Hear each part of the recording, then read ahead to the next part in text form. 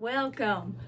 Thank you so much for subscribing, for hitting the thumbs up, for coming back each time I have a video. Thank you so much. Today is May the 6th. It's Friday, and we're expecting some storms. I'm not sure if I can get this uploaded today or if it'll be tomorrow, but you'll see it there sometime this weekend. So I hope y'all are having a wonderful day. It is blessed because of the rain. We all need rain. God knows what we need when we need it. Today I'm going to show you some things that I've been working on this week, but I also have some quilts that I want to show you. First, I want to give a couple of shout outs because there's a couple of birthdays I need to recognize. First, there's Pastor Mark. He's our associate pastor at our church. Happy birthday, Pastor Mark. And then Daylene She's So Grateful on YouTube. Today is her birthday. So if you haven't checked out her YouTube, go check her out. So Grateful on YouTube. She's got some marvelous cross stitching. I know she usually has a quilt in behind her, so I know she does some quilting, or at least somebody does it for her. Not quite sure. I've seen some of her videos. I haven't seen them all. I need to go back and watch them from the beginning so I can catch up. I know she shouted me out several months ago, so I've been following her ever since. So thank you, Daylene, and happy birthday. I've got a few things that I want to show you, and then I'm going to show you the quilts. This is what I've been working on the last week. Probably show these again on my floss tube, but this is sewing related, so I thought I would show it. And this is just a little wall hanging. And I made a little sleeve on the back. And the wall hanging was a little bit big, so I just made the sleeve a lot smaller so it would fit on this hanger. And this design is done by Darlene Dion Designs. This is her cross stitch. She has a YouTube, and she also designs quilts. And she does some applique, and there's some piecing in them, so go check her out. And she's also on Etsy, so that's Darlene Dion Designs. There's a sew along going, a stitch along with Annabella's. She has a cross stitch school going on. And so this is the design that they have. And I went ahead and made mine into a pillow. I know she's gonna have directions or show you how to fully finish, but since I already do my own fully finishes, and most of the time I finish mine in sewing related process, I've only framed one piece, and I will do more, but it's more economical for me to sew my finishes. So go check out Annabella's Cross Stitch School. And she also is on Etsy, and she has a YouTube channel. Then I was working on, well, I had already worked on these. These are Lori Holt flea market flowers. And I did a bunch of these, and I left off 2 to fully finish. So I decided, well, it's in my pile. I need to go ahead and get it finished. And I like that little button, little snail button. And I finished it off with just a piece of lace on the back because I cut it and then I stuffed it. I don't always do that. The pillow I just showed you with home, I opened it up at the bottom and filled it that way. And then here is another one. And I just simplified it by just doing a little simple jute bow and did a button. And then on the back of this is some hand-dyed wool. So that's it for recent finishes. And I had some people asking me, what is the doll that you had in behind you that I had over here? So let me show you. This one is a bunny. And yes, I did have a simplicity pattern, I believe it is. But I had lost the pattern for the clothes somehow for this size doll. So I went ahead and made my own little pattern for the clothes. And red's my favorite color, so I had to make her with red clothes. And here she is, the back of her. And so she's fun. And I usually hit my dolls with a tea bag. I wet the tea bag and just kind of brush it on to give it an aged look, so that way, you know, it doesn't age naturally, and it still will the more it sits, but I usually try to blow them off a couple of times a year with my air compressor. And then here's one I made back in the 80s, and you can really tell the aged effect on this one because I really hit it with the tea bag. And I made this for my grandmother, my dad's mom, and when she passed away, my dad gave it back to me. And she's got little bloomers, and so did the bunny. So this one sits in my hallway right outside my sewing room. So every time I walk out, I can remember my grandmother. I watch Celeste Creates. She's on YouTube, and she's also on Instagram, and she has a tutorial on tomato pincushions. And I thought, I'll go ahead and watch it. I've made them before, but I thought I would watch it. So I made it according to her specifications, and this is what I came up with. And it's cute. I filled mine a lot more with the lizard litter than what I think she called for. She called to put a little bit in the bottom, but I like more of the crushed walnut shells in mine. And so these are just some little pins that I found at Hobby Lobby and stuck them in there. I've been working on the Lori Holt kitchen blocks because I didn't have my templates yet for the chicken salad sew along. So I forgot to order those when I got the fabric. But let me show you where I'm at with the kitchen sew along. I finished them. I just have to put them together, but first I need to hand embroidery on this piece for the cord. And this was the last block. This one was fun. Now I don't have all Lori Holt fabrics in these. Some of these just have reproduction fabrics or fabrics that look like it would go. It's scraps. I'm totally using scraps on this. Whenever I make a sampler type quilt, I like to use scraps on it. And here's the corn and tomatoes block. Now these blocks, they will help you improve your piecing skills. Some of them you might need to have a little bit of skill before you do it, but for the most part, some of them you're working with maybe 1-inch squares. So you have to be a little bit more accurate. The larger the blocks, the less accurate you have to be. You can get a little bit better the more you do it. And I see I still need to hand embroidery the little seeds inside this one. And this is one I made previously, but I went ahead and pulled it out of my box. So I said, she used this block, I might as well just use the one I already made up. A watermelon with a fork. I enjoy doing sew-alongs.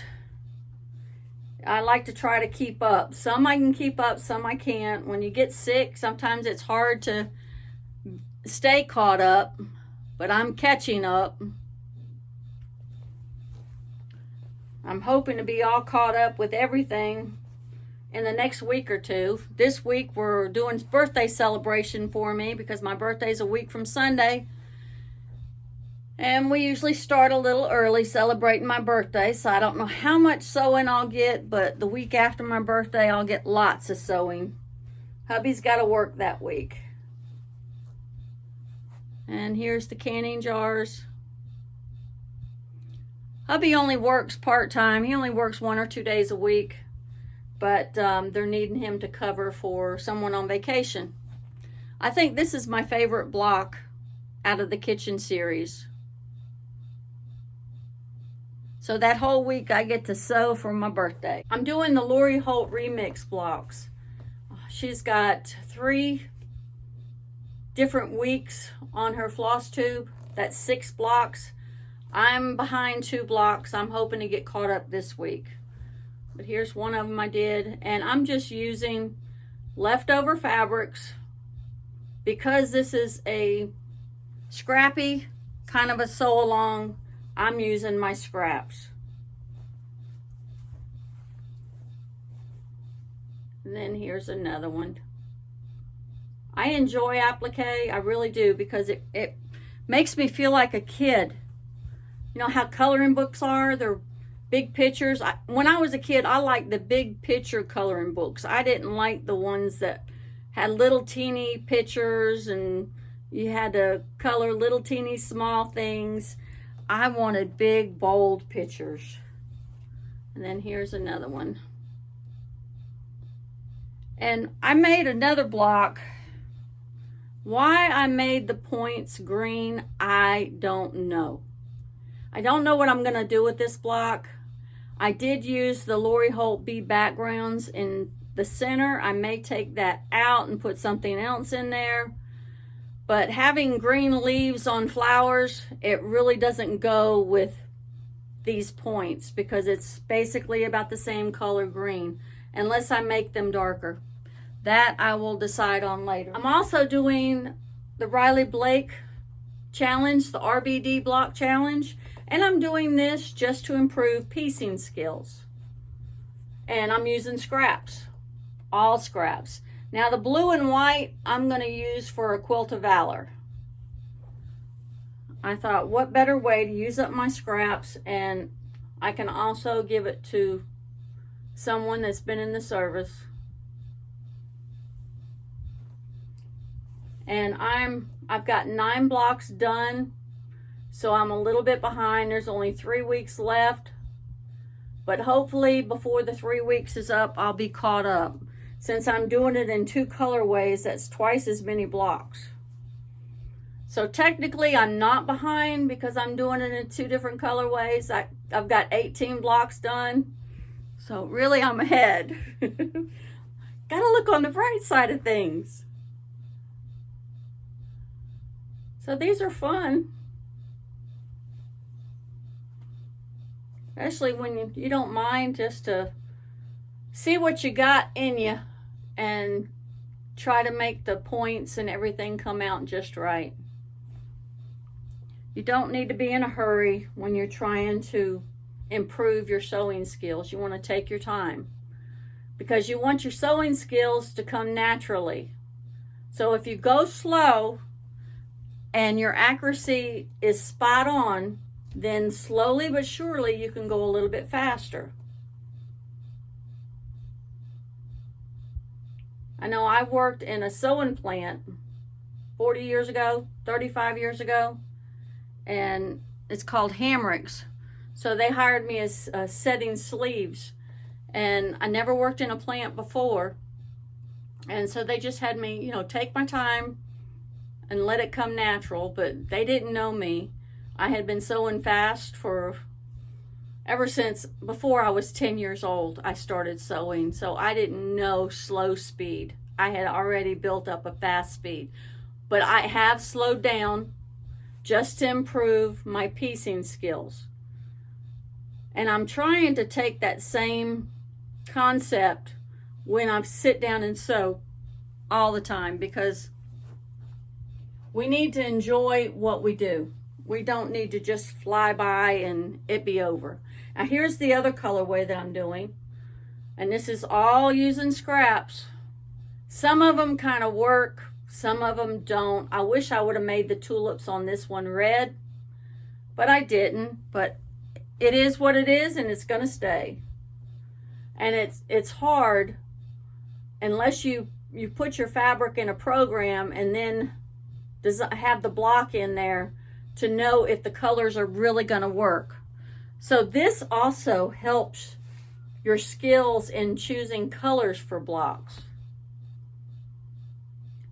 So I would suggest taking block challenges, playing with your scraps. If it doesn't turn out, don't worry about it. Put it on the back of a quilt. This is what I use for my wall quilts. I will have a quilt on a quilt. a quilt on the back, a quilt on the front. Because especially if the blocks don't turn out just right, nobody's going to see it, because nobody comes in and says, I want to see the back of your quilt. Now, if it's a bed quilt, I will take more time with the bed quilt. I will piece the back. I will use a whole cloth. Whatever works. Whatever strikes my fancy at that moment. So how are these all going to come together? I haven't a clue. I guess you're going to have to wait while I try to figure that out.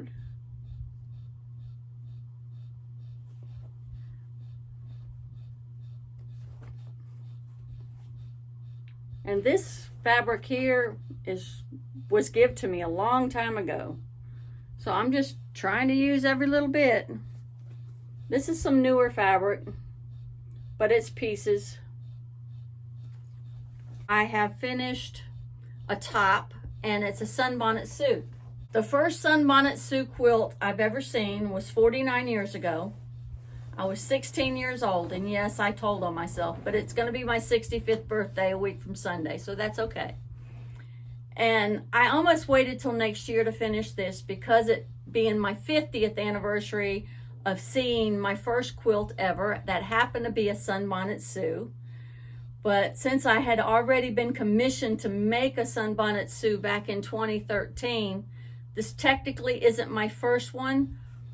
But 49 years ago, I said, that's going to be the first quilt I ever make. But no, it wasn't. I had no clue how to even begin doing applique. So I'm going to try to show you all these blocks, but I will insert a picture so you can have a better look.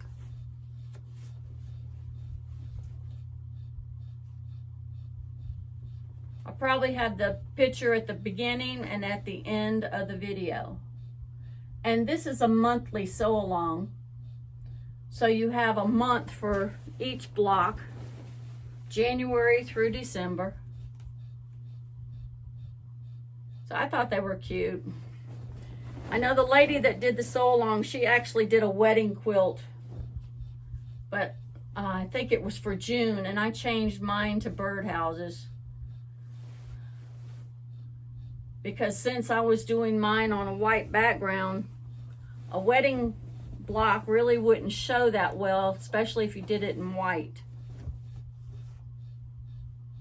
And then that's the last two rows there. So I will insert a picture.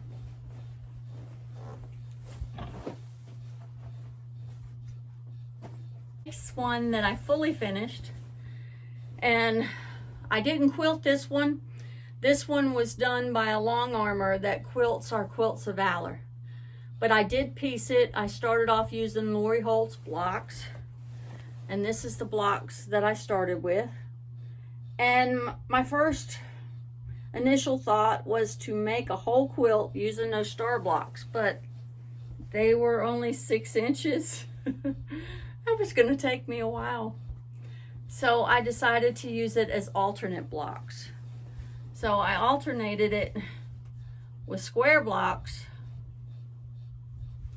And then I did a great big old, got it upside down. I did a great big old star block for the center. And this was all using scraps. The church had some leftover anchor fabric. It wasn't large enough for me to use in the blocks by itself, so I said, okay, how can I use it? So I thought of putting a cross in the center, because God is supposed to be our center. He's our everything, and he carries us. So that's a reminder for the person that gets this quilt.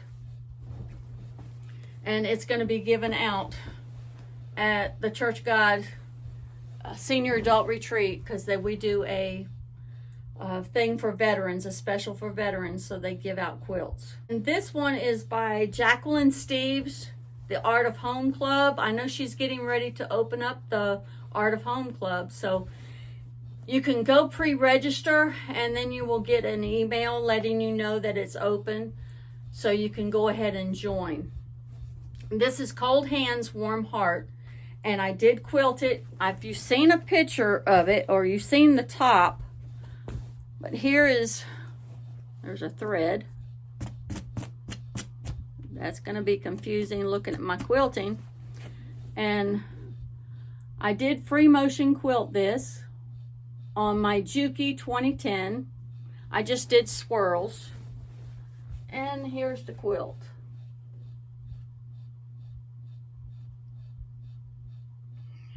And I will insert a picture.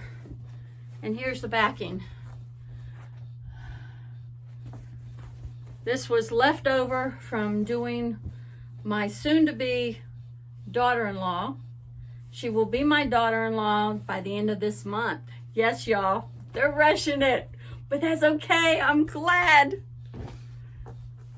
And for the last quilt, you've seen this one. This is my Quilt As You Go by row, and I'll insert a picture so you can see it. I just wanted to show you that I did the binding, and I chose one of the fabrics that I already had in the quilt right here. I had little pieces of it here and there to do as the binding because it had all the colors in it. It looks kind of funky with some of the backs, but that's okay. It's just the back of a quilt. And remember, I showed you I used 3 different fabrics for the back when I quilt as you go. But if you use the same fabric, nobody's going to even know that it was Quilt As You Go. Now for my haul. This is an early birthday present. This is the Bee Plaids by Lori Holt. I got this from Happy Little Stitch Shop. And I belong to their Lori Holt Club. The Lori Holt Club has benefits that if you belong, they belong to them. You join once a year, and it's opening back up in June. It's $25, I believe it is, for the year. And you'll get discounts on a cross stitch thing and a quilt thing every month. So you can benefit from being part of the club by getting something off of the certain items that they put up for the month. So I ordered this, and it was the cheapest price around because it was under $30 once I got the discount. And then it's only like 9 or 10 inch square. It's a lot smaller than I thought it was, but it's great for holding my Lori Holt stitch cards. So there's still a lot more room. I'm hoping she's going to come out with a lot of stitch cards. All those that have emailed me, giving me scripture, give me words of encouragement through the illness that I've been coming through. I call them health challenges. It's because it's a challenge. Each day that we live is a challenge. We just take one step at a time, and we let God take us and lead us and guide us. And our thoughts are supposed to be with Him throughout the day. And I like to glorify Him in any way that I can. And the scripture that I'm going to share with you today is Psalms 27:14. Wait on the Lord, be of good courage, and He shall strengthen thy heart. Wait, I say, wait on the Lord. And what that means to me is I'm not supposed to take control over things and try to fix it, because we have a tendency to want to fix things. We just have to be still, be silent, and wait on God and listen to Him, because He will tell you things that you need to do. Just like with this last health challenge that I was going through, He'd awakened me in the middle of the night and told me, this is what you need, and you have it in the cabinet. Go get it. And sure enough, I go up and I get up and I look it up. Sure enough, yeah, that's what I needed. When y'all get in circumstances or situations or challenges, pick up God's word And then take time to pray.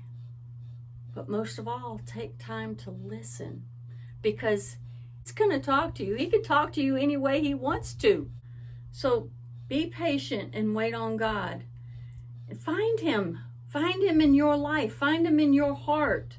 Seek after Him. Seek after His face.